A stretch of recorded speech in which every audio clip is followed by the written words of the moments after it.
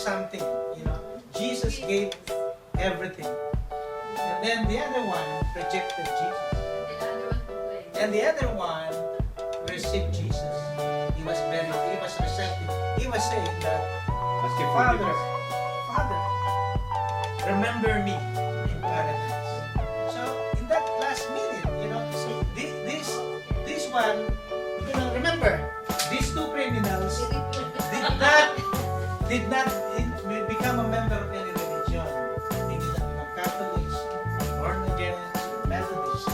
They are just sinners. Sinners.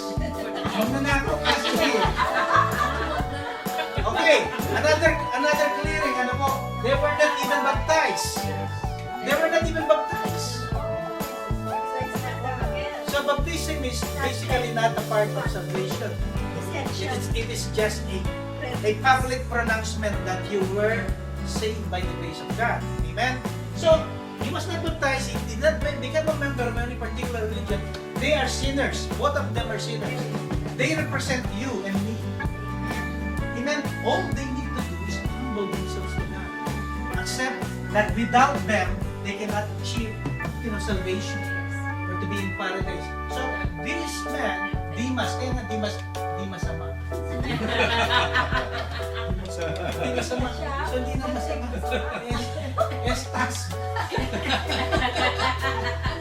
Ano siya?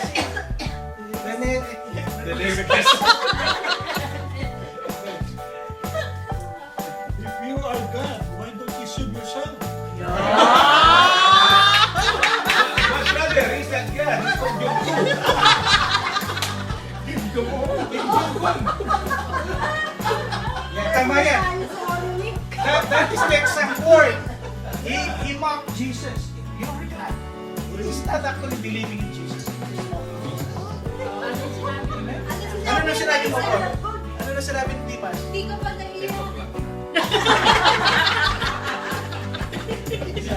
Overtime Sabi na. niya, tayo makasalanan.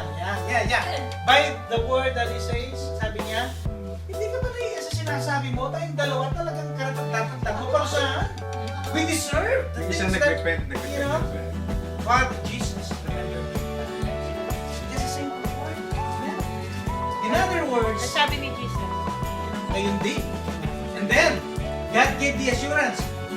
Right now, makasama kita pupunta sa paradise. That is the assurance of Yung salvation. isa alam niya pupunta sa ano. When you accept Jesus, the assurance is right now. Representation. As long as you are